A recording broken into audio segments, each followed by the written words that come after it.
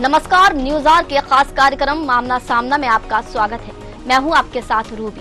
आज के इस खास कार्यक्रम में बात होगी लाडली पर लड़ाई की। जी, मध्य प्रदेश की सबसे चर्चित लाडली बहना योजना को लेकर विधानसभा चुनाव के बाद से ही सियासी वार पलटवार जारी है। मुख्यमंत्री डॉक्टर मोहन यादव ने योजना को लेकर कमलनाथ के बयान पर पलटवार किया है, जिससे एक बार फिर सियासत गर्मा गई है।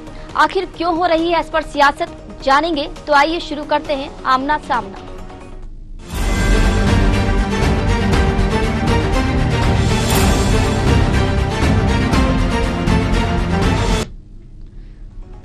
कांग्रेस लगातार इस योजना को लेकर सरकार पर इसे लेकर निशाना साध रही है। एक दिन पहले ही सोशल मीडिया पर पूर्व सीएम और कांग्रेस के सीनियर लीडर कमलनाथ ने सरकार को टारगेट किया था। कमलनाथ ने लिखा था कि लाडली बहनों से मोहन यादव सरकार की धोखाधड़ी जारी है। ऐसा लगता है जैसे बीजेपी लाडली बहना योजना समाप्त करना चाहती है। कमलनाथ ने लिखा कि चुनाव से पहले जो भाजपा लाडली बहनों को 3,000 रुपए प्रति माह देने का वादा कर रही थी, वही भाजपा अब सम्मान राशि बढ़ाने की जगह लगातार लाडली बहनों की संख्या घटाने में लगी है। लाडली बहनों के पैसे देने के मामले पर नेता प्रतिपक्ष उमंग सिंघार ने भी सरकार पर निशाना साधा। नेता प्रतिपक्ष ने कहा कि लाडली बहनों के पैसे कब बंद कर रहे हो, ये बताएं मुख्यमंत्री। आखिर क्यों लाडली बहनों के लगातार नाम काटे जा रहे हैं? नाम काटे जाने का मतलब है योजना को बंद करना।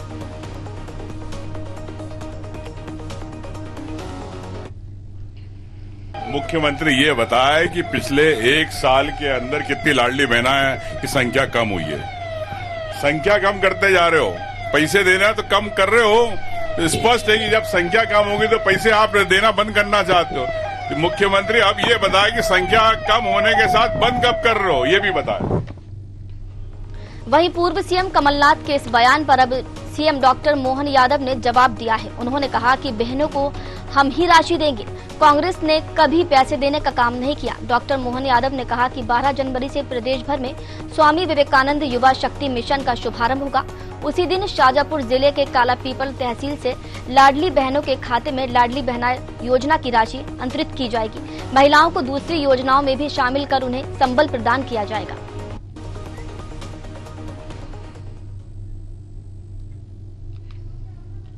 कोशिश की है कि बहनों के लिए जितना बन पड़ेगा और भी अलग अलग रोजगार के साधन खड़े करते हुए उनको और भी मौका दे रहे हैं। और कुल मिलाकर के हमारी सबकी भावना है कि हमारी बहनों के सशक्तिकरण में हमारे त्योहारों को भी जोड़ रहे हैं। इसलिए मकर संक्रांति के पर्व के अवसर पर हमने युवा शक्ति मिशन में युवा के साथ साथ बहनों को भी जोड़ने का प्रयास है।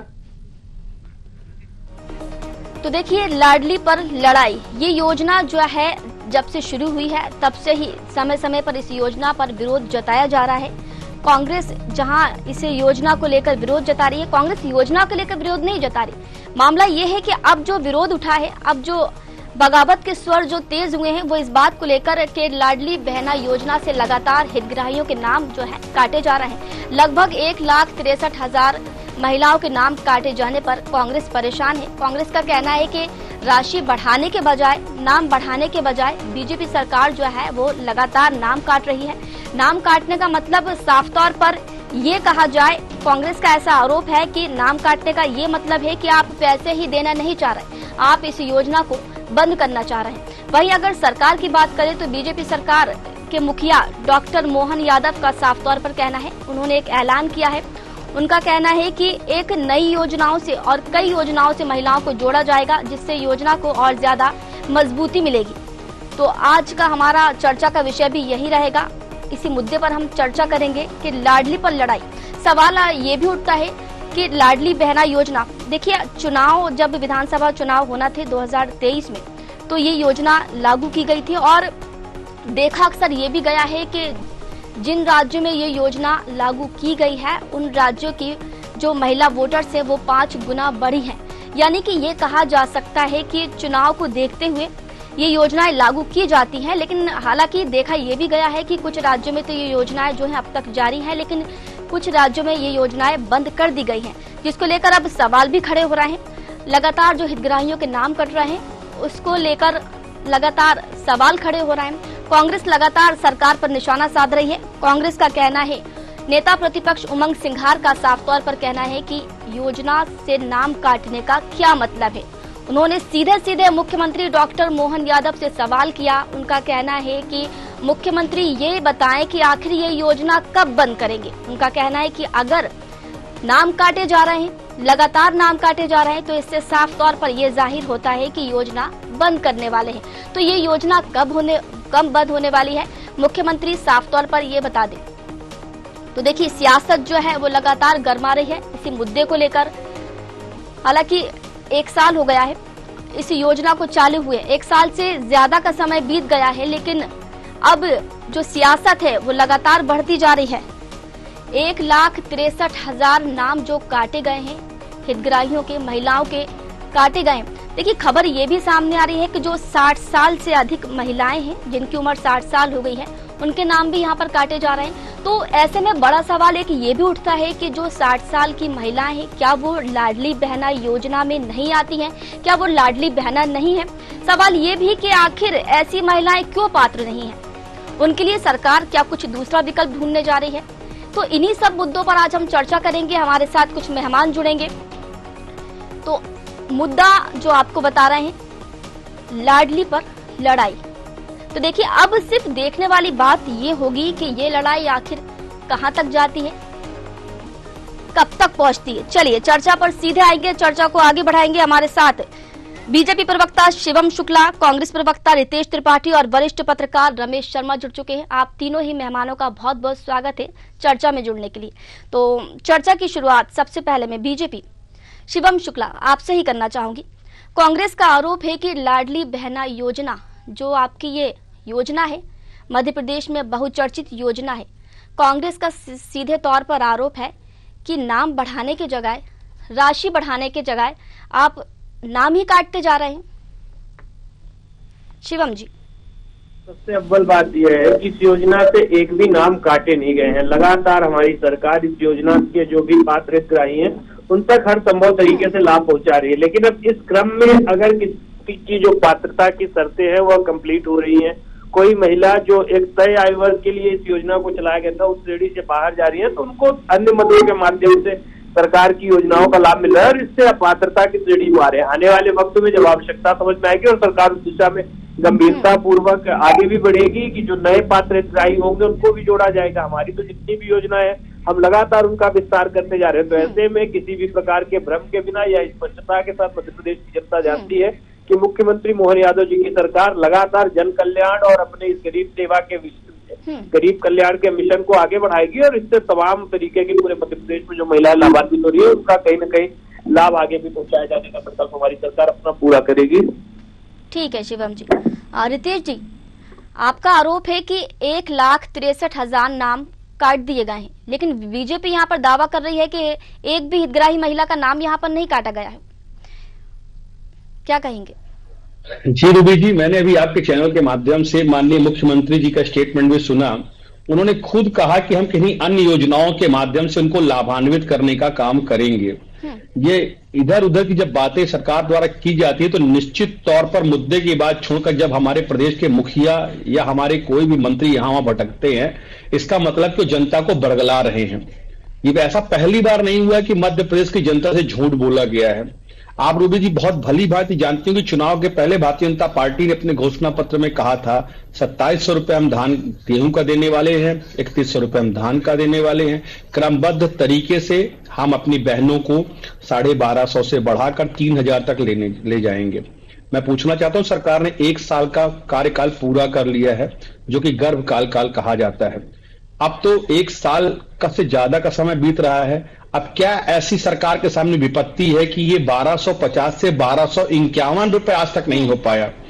अगर पूरे मध्य प्रदेश की 1,29,00,000 किसी भी बहन को अगर 1251 रुपए मिला हो। नंबर 2, माननीय मुख्यमंत्री जी ने उस समय कहा था, तात्कालिक मुख्यमंत्री जी ने, बाद में पर्ची वाले जो मुख्यमंत्री जी आए उन्होंने भी इसी बात को बार बार दोहराया कि हम भी बहनों को बहन आवास देंगे, लाडली बहना आवास।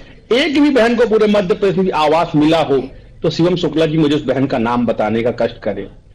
कुल मिलाकर हमारी जो भारतीय जनता पार्टी की सरकार है, भारतीय जनता पार्टी के मुख्यमंत्री हैं, तो ये भ्रष्टाचार करने के लिए मुख्यमंत्री बने हैं, भ्रष्टाचार की सरकार है। ये ड्रग्स का काम करवा सकते हैं, ये अवैध उत्खनन का काम करवा सकते हैं। पूरे मध्य प्रदेश में निरंतर हर दिन नया भ्रष्टाचार आता है सामने, और मध्य प्रदेश कर्ज में डूबता हुआ एक प्रदेश बन चुका है। परंतु इसके बावजूद भी सरकार नित नए आयोजन करके एक प्रोपेगेंडा रचती रहती है, और ना कोई यहाँ पे बहनों की देखरेख करने वाला है, ना कोई किसान भाइयों की फिक्र करने वाला है। रितेश जी, सवाल यहाँ पर ये उठता है कि आपकी पार्टी का कहना है, कांग्रेस का कहना है कि 1,63,000 नाम यहाँ पर काटे गए हैं, लेकिन बीजेपी दावा कर रही है कि एक भी नाम नहीं काटा गया है। ये खुद आप सरकार से पूछिए। सरकार की, कभी आपने मुख्यमंत्री से यही सवाल किया? मुख्यमंत्री ने कोई भी इसका यथार्थ जवाब नहीं दिया। जिस दिन भी 12 जनवरी को इनका रिपोर्ट कार्ड आएगा, जिस दिन ये पैसे बांटेंगे शाजापुर से, उस दिन आपके सामने बात प्रमाणित होकर आएगी कि इन बहनों का नाम काट दिया गया है।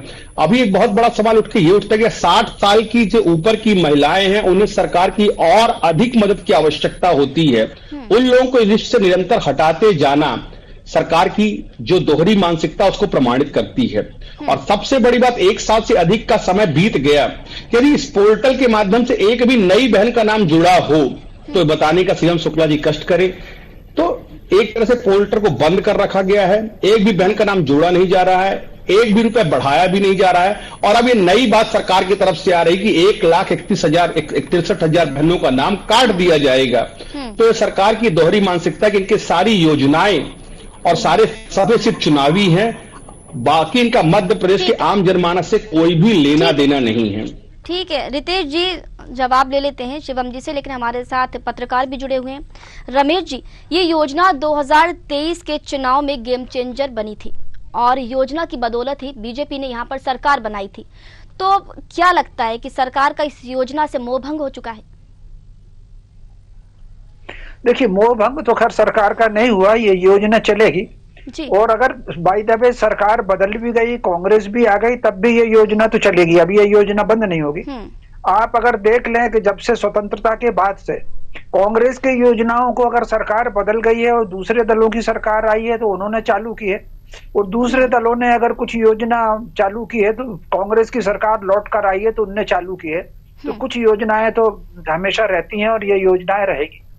जहां तक ये जो नाम कम होने का या काटने का प्रश्न आ रहा है, यद्यपि व्यक्तिगत तौर पर जब ये योजना लागू हुई थी तब भी मैं इस योजना के समर्थन में नहीं था, लेकिन अब वो चूंकि राजनीतिक दृष्टि से न केवल मध्य प्रदेश में लागू हुई बल्कि देश के और कई प्रांतों में लागू हुई। ये जो नाम कम हो रहे हैं वो 2-3 कारणों से कम हो रहे हैं। एक तो आयु अगर उनकी 60 क्रॉस हो गई, क्योंकि 60 से ऊपर फिर वो वरिष्ठ नागरिकों वाली जो महिलाओं को कुछ सहायता है तो उनको सहायता उस योजना में शामिल होने के कारण वो नाम कम किए जा रहे हैं। और कुछ चूंकि ये इसका जो आधारभूत सिद्धांत था ये लाडली बहना योजना में जो पैसा देने का, ये उन बहनों को दिया जाना था जो इनकी आय का कोई साधन नहीं है।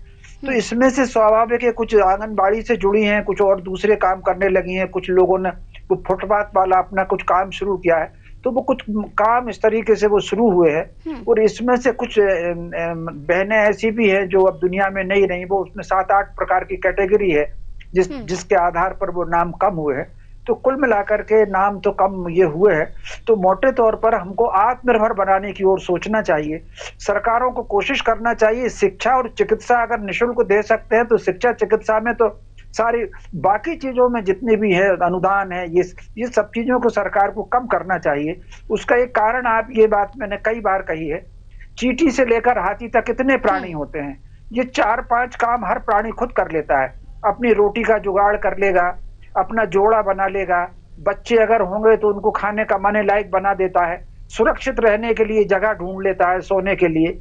इन 4-5 कामों में अगर मनुष्य को इन 4-5 कामों में भी सरकार की सहायता की जरूरत पड़ी, जोड़ा बनाने में, रोटी कमाने में, सुरक्षित रहने में, तो फिर मनुष्य का जीवन ही जन्म काय का है। उससे अच्छे तो चींटी और बंदर और कुत्ते बिल्ली बहुत अच्छे होते हैं। तो मैं समझता हूँ कहीं ना कहीं हमको आत्मनिर्भरता की ओर जाना चाहिए और समाज का जो स्वत्व है, स्वाभिमान है, जो पुरुषार्थ है, जो प्रतिभा है, जो उसके परिश्रम की क्षमता है, ये कहीं ना कहीं दक्षता है, जो मेधा शक्ति है। लेकिन रमेश जी, यहाँ पर सवाल ये भी उठता है, एक बात यहाँ पर ये भी आपसे जानना चाहेंगे कि कांग्रेस जो है वो सरकार पर भ्रम फैलाने का दावा कर रही है और यहाँ सरकार का कहना है, बीजेपी का कहना है कि एक भी नाम यहाँ पर काटा नहीं गया है। सच्चाई क्या है ये आपसे जानना चाहेंगे। देखिए, मोटे तौर पर नाम काटना और नामों का कम होना ये दो अलग अलग बातें हैं। नाम टेक्निकल रूप से नाम काटा कुछ नहीं गया, लेकिन कुछ लोगों की पात्रता से परे हो गए, तो जो पात्रता से परे हो गए वो नाम हटे हुए हैं।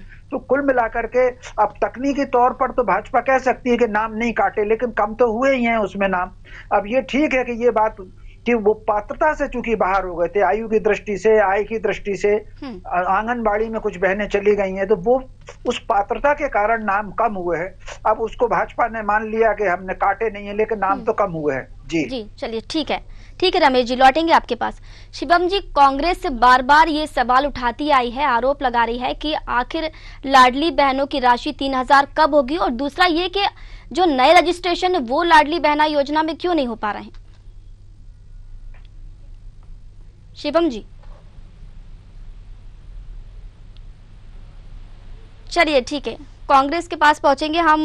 रितेश जी, 60 साल से अधिक उम्र की महिलाओं के नाम जो है वो यहाँ पर काटे जा रहे हैं, आपका ऐसा आरोप है। लेकिन जैसा कि अभी रमेश जी ने भी बताया है कि नाम काटे नहीं जा रहा है, अगर पात्रता से बाहर वो महिलाएं चली जा रही हैं तो उनके नाम हटते जा रहे हैं, पर आपका कहना है कि नाम काटे जा रहे हैं। देखिए, जैसा कि अभी भारतीय जनता पार्टी के प्रवक्ता बता रहे थे कि एक भी नाम नहीं काटा गया, एक भी नाम नहीं हटाया गया, तो रमेश शर्मा जी वरिष्ठ पत्रकार हैं, बुद्धिजीवी, उन्होंने इस बात को स्पष्ट कर दिया कि किसी न किसी रूप में ये नाम कम हुए हैं। तो कहीं ना कहीं ये मेरी बात पर इन्होंने सहमति भी दे दी, और जो हमारी पार्टी ने प्रश्न चिन्ह लगाया था, ये कहीं ना कहीं यथार्थ बात है, सच बात है। रही बात भारतीय जनता पार्टी की, तो उनको कुछ भी बोलना है ना, तो कोई भी जिम्मेदारी तो प्रदेश की जनता के प्रति है नहीं। सरकार चल रही है, भगवान भरोसे चल रही है। अगर आप शिवम जी से पूछेंगे कितनी बहनें हैं पूरे मध्य प्रदेश में, तो मैं दावे के साथ कह सकता हूँ नहीं बता सकते कितनी बहनों का नाम लाडली बहना में जोड़ा है आज की डेट पे। पर ठीक है, उनका कहना है, उनका नजरिया वो देखें। तो मेरा सिर्फ इतना ही कहना है कि 60 वर्ष से जो ज्यादा की बहनें, उनकी राशि तो कम से कम इन्हें मुहैया करवानी ही चाहिए, उनसे कम की बात अलग है। और जिन बहनों का नाम काटा गया है, और कारण बता दीजिए, उनके पीछे कॉज लगा दिया, किस कारण से काटा गया है, उसके पीछे रीजन क्या है। तो ये सारी बातों को जवाब मध्य प्रदेश की जनता को देना पड़े चाहिए। ठीक है, जवाब इसका ले लेते हैं, शिवम जी से जवाब ले लेते हैं। ठीक है शिवम जी, 60 साल से अधिक की जो महिलाएं, उनके नाम काटे जा रहा है, या यूं कह लीजिए कि उनके नाम हटते जा रहे हैं अपने आप, क्योंकि वो पात्र नहीं। तो सवाल यहीं पर ये उठता है कि वो महिलाएं पात्र क्यों नहीं है, सरकार क्या कोई और विकल्प तलाश रही है उनके लिए, क्या किया जाएगा? क्योंकि 60 साल की उम्र के बाद, जैसा कि रमेश जी ने भी बताया कि 60 साल की उम्र के बाद तो महिलाओं को और ज्यादा जरूरत होती है, रितेश जी ने भी अभी कहा था कि और ज्यादा जरूरत होती है उनको सशक्त बनाने के लिए। तो अब सरकार उनके नाम काट रही है, तो उनके लिए क्या कुछ करेगी अब सरकार? सबसे महत्वपूर्ण चीज यह है कि रूबी जी, कामकाजी महिलाओं के लिए लाडली बहना जैसी योजनाओं को संचालित किया गया है।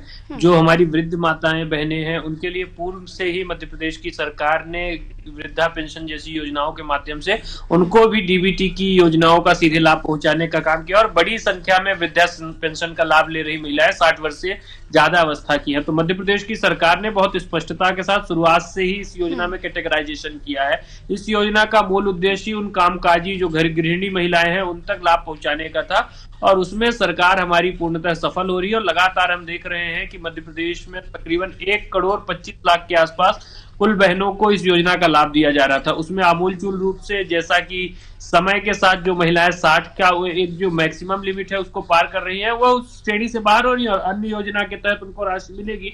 अब यह तो आवश्यक नहीं है कि प्रत्येक जितने भी हितग्राही है उसमें कोई कैटेगराइजेशन हो। मध्य प्रदेश में अगर आयुष्मान योजना की हम बात करें तो उसके लिए जो एक चिन्हित वर्ग है उन्हीं तक उस योजना का लाभ पहुंचेगा, और जो उस वर्ग से बाहर हो जाएगा। शिवम जी, आपसे यही जानना चाह रहे हैं, आपने जिस तरीके से बताया कि अन्य योजनाओं के तहत उनको लाभ दिया जाएगा, तो क्या मध्य प्रदेश में ऐसी कोई योजनाएं हैं जो 60 साल की महिलाओं को लाभ दिया जा रहा है? कांग्रेस का भी ऐसा ही आरोप है।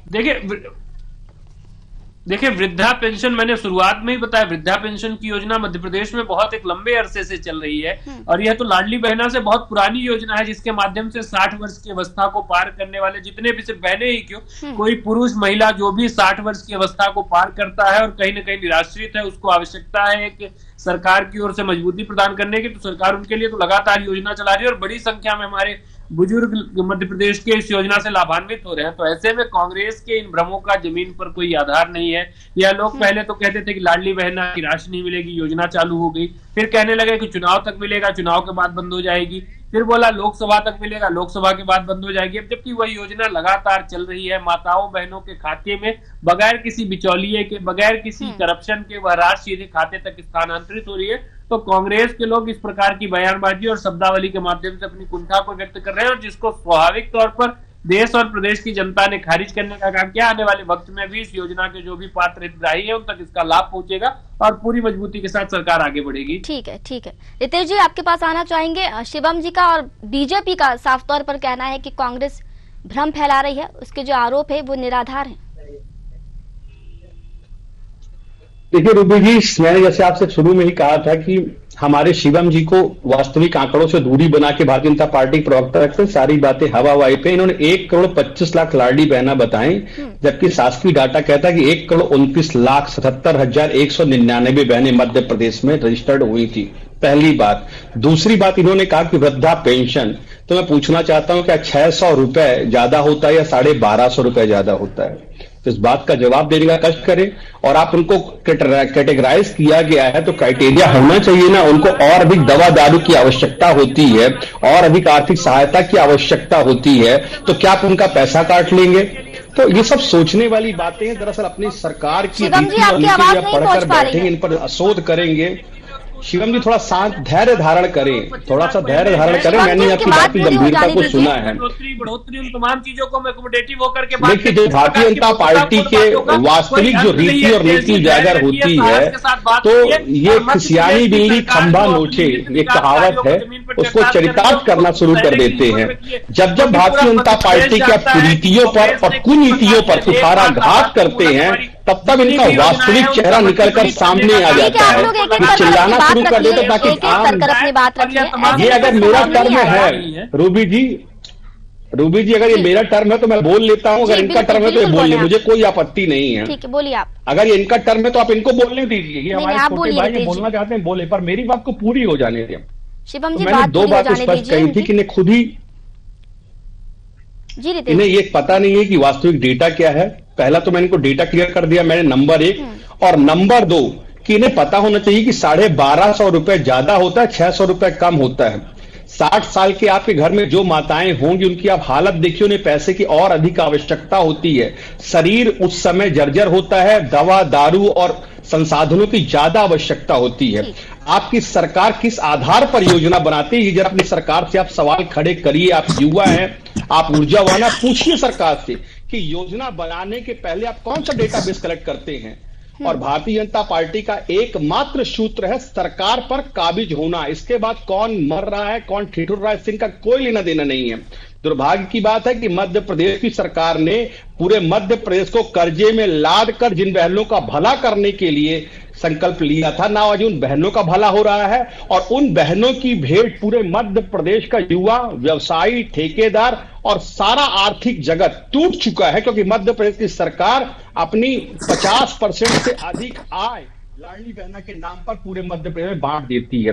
यही कारण है कि मध्य प्रदेश के आर्थिक हालात बद से बदतर होते जा रहे हैं, और हमारी माताएं जो 60 वर्ष से अधिक की हैं उनको भी इस तरह की योजनाओं का लाभ नहीं मिल पा रहा है। तो आज सरकार को कहीं ना कहीं आत्ममंथन की आवश्यकता है, और भारतीय जनता पार्टी के काबिल प्रवक्ताओं को आवश्यकता है कि अपनी सरकार को कटघरे में खड़ा करें और पूछें, क्योंकि आपकी राजनीति का वास्तविक उद्देश्य जनमानस की समस्याओं का समाधान करना हो चाहिए, न कि अपने सरकार के झूठे प्रोपेगेंडों को परोसना होना चाहिए। मैं आपसे उम्मीद करता हूं कि अभी आप में ऊर्जा है, आप इसको सही दिशा पे लगाइए, अपनी सरकार पर प्रश्न खड़े करिए कि ये पैसे का बंदरबाट कहां हो रहा है।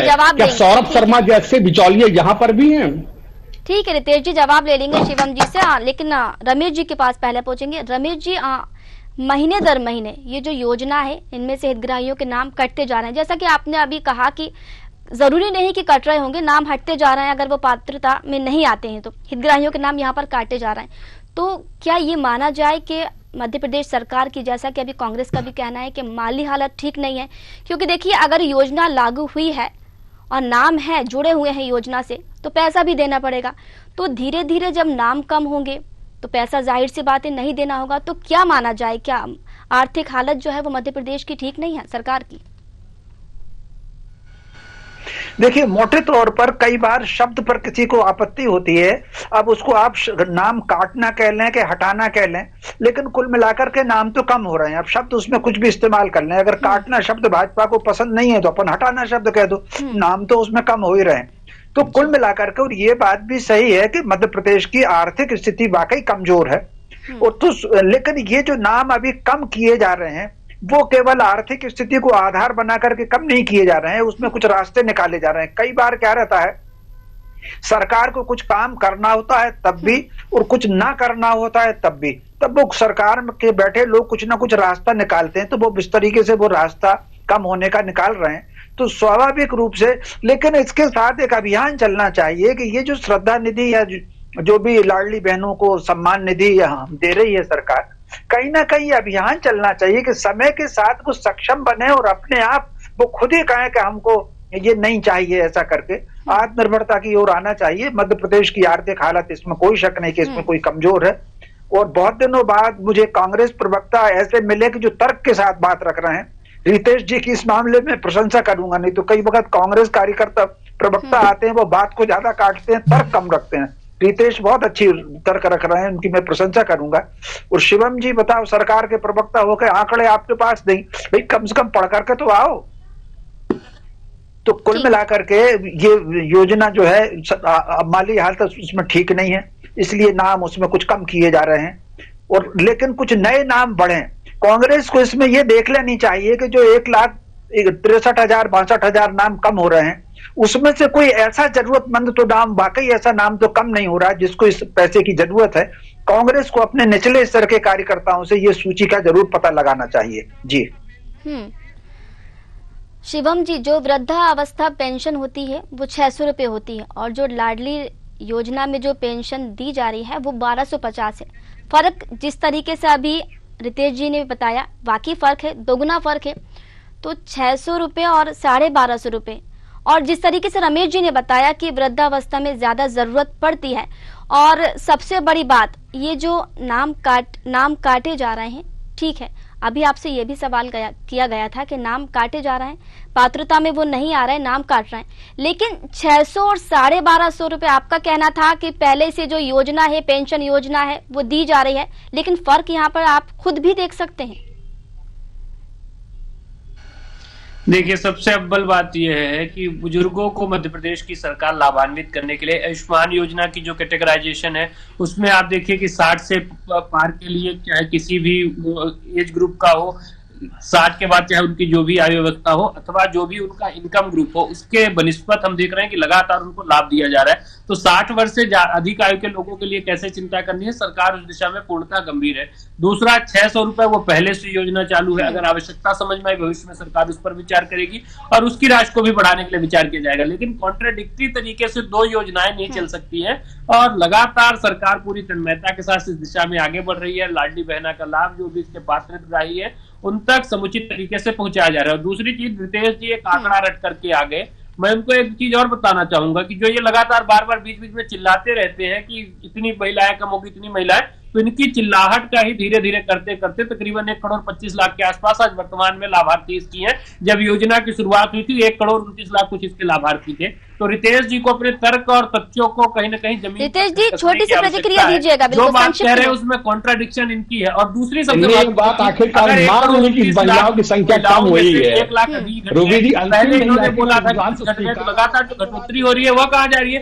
रितेश जी, इस प्रकार की मूर्खतापूर्ण और इस प्रकार की तथ्यविहीन बातें नहीं की जाती हैं। और सबसे महत्वपूर्ण चीज यह है कि तार्किक रूप से मध्य प्रदेश की सरकार के जो भी सिद्धांत है उसके विपरीत लगातार योजना को जो इसके हितग्राहियों तक पहुंचा रही है। और इन्होंने जब सरकार में थे तो क्या किया था, बैगा और सहारियावर को अनुदान राशि मध्य प्रदेश की सरकार शिवराज सिंह चौहान जी के नेतृत्व में देती थी, उसको तक बंद करने का पाप कांग्रेस पार्टी ने किया था। कन्यादान योजना को बंद करने का काम किया था, लाडली लक्ष्मी योजना को बंद करने का पाप किया था, और लगातार धनराशि न होने का रोना रोते हुए नजर आ रहे थे। किसानों को ठगा, युवाओं युवाओं को ठगा, महिलाओं को ठगा, आपसे आखिरी प्रतिक्रिया लेना चाहेंगे, आप कुछ कहना चाह रहे हैं? लगातार अपने कर्तव्यों का निर्वहन करे तो इस प्रकार की आपत्तिजनक और अनाप शनाप बातें कांग्रेस नहीं ठीक है, क्योंकि अगर नाम अगर कम हो रहे हैं तो वो तो कोई खास बात नहीं, लेकिन उसमें से ये भर देख लिया जाए कोई सुपात्र जो है वो जरूरतमंद का नाम कम ना हो, और जिनकी अगर आयु बढ़ गई है और उनको वृद्धावस्था पेंशन 600 है तो 600 कम करके इसमें से दिए जा सकते हैं, लेकिन कुछ न कुछ सरकार को इसमें रास्ता निकालना चाहिए। ठीक है, समय हो गया चर्चा को विराम देने का। आप तीनों ही मेहमानों का बहुत बहुत शुक्रिया, आप जुड़े और अपना कीमती समय आपने दिया।